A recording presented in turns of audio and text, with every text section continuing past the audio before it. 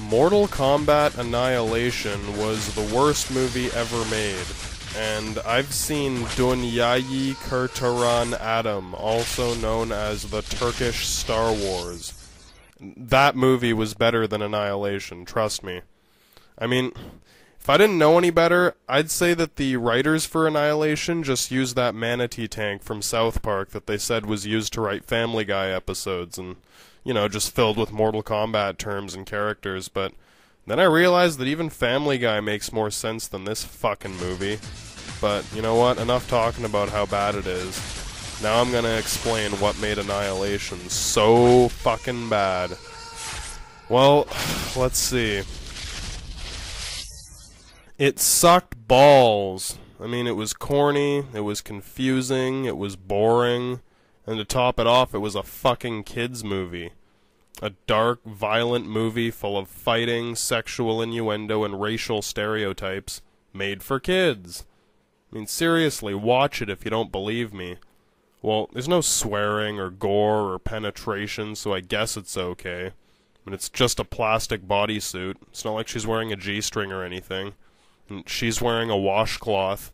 Oh, and that guy who got melted to a skeleton while he screamed, well, he was a bad guy, so it's okay.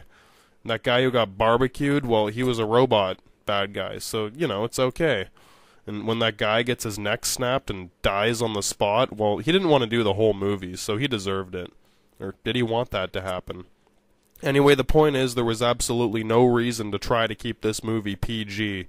And while the movie ended up being 14A, it still felt like a fucking kids movie. I mean, the original Mortal Kombat movie didn't have a lot of swearing or gore or any partial nudity or anything, but it was just such a great fucking movie that it didn't matter. It still kicked ass anyway.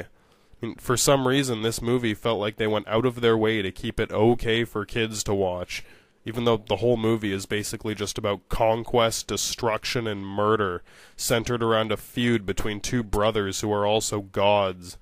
I mean, just pick an audience and stick with it for fuck's sake.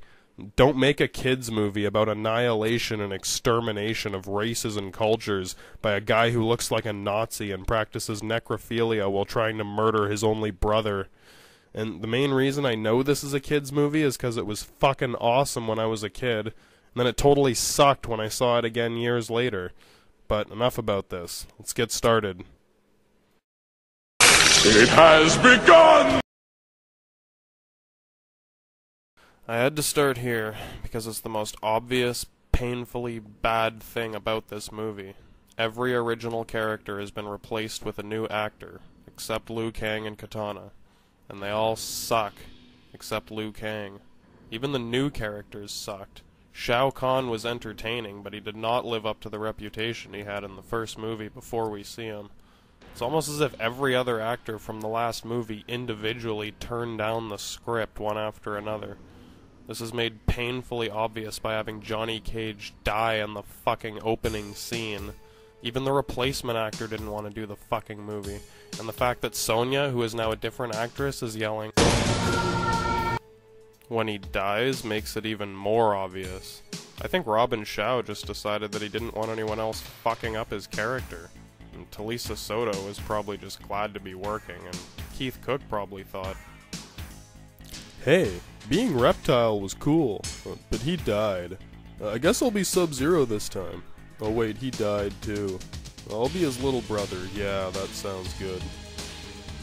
Really, it's the same fucking guy, look. Anyway, this alone made it very hard to take the movie seriously. Even the actors couldn't stand it. And Rayden. Well, Rayden has his own section in this review, so I'm gonna get to him later. So, trying to ignore the fact that all but two of the actors have been replaced, I thought I'd see how this new bunch of actors did at playing these classic characters. I mean, how bad could they be? Really? Oh, yeah. Oh man, that's right. Well, it is bad. Oh god, make it stop. You'd think these guys hadn't worked since they did Power Rangers.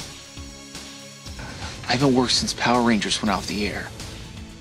Oh, wait, wrong guy. He's actually a good actor. Anyway, even aside from all that stupid shit, the majority of the costumes and dialogue in this movie look and sound like they're from some corny kids show. It totally feels like a kids movie until someone gets burned to a crisp or smashed into a computer, or the two babes start mud wrestling. They should have just let the actors shit-talk each other on camera and improvise all their lines, and it would have sounded way better. It's mainly those confrontation scenes that are the worst, but even some of the dialogue between friends and explanations given of stuff that's happening, it sounds like they're reading a fucking teleprompter. In the original movie, the main characters, they felt like real people. They were natural.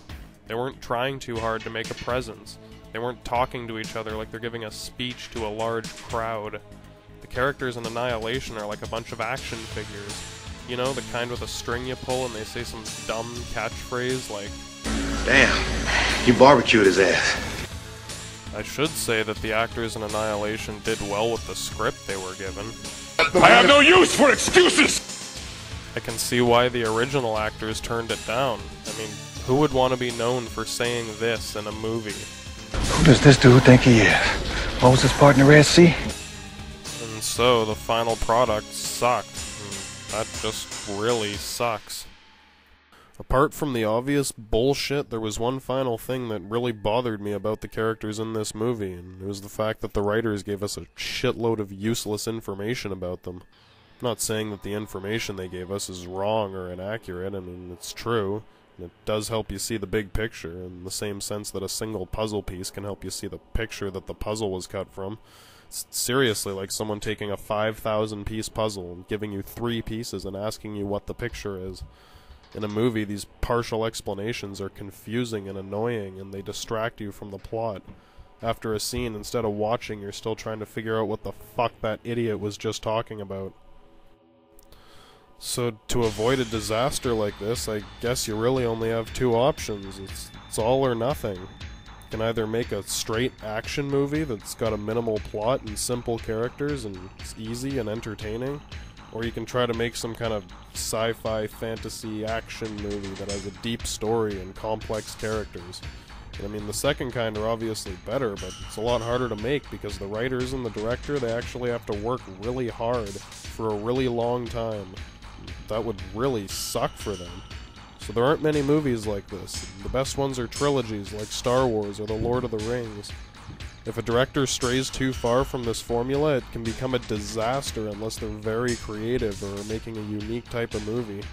Trying to throw in random bits of detail where dialogue is needed ruins it, and it's very obvious that the director should have just kept this an action movie. If they cared enough, the creators could have written a detailed, creative script, even a trilogy to give enough time to explain everything. The original actors probably would have done it. It could have kicked ass. But no, they did the opposite and did a complete fucking rushed money grab that could have killed the entire Mortal Kombat franchise. If the games weren't so kick-ass, that is. They fucked up before they even had a chance to fuck something up. And the thing is, the Mortal Kombat movies are a unique type of movie because they were a video game first. And while the games kick ass, and I know a lot about the shit, when you're making a movie, you can't rely on that shit. You can't expect average Joe moviegoer to have played Mortal Kombat games for hours and days and weeks on end. A movie has to be self-explanatory or it's just gonna suck your dick.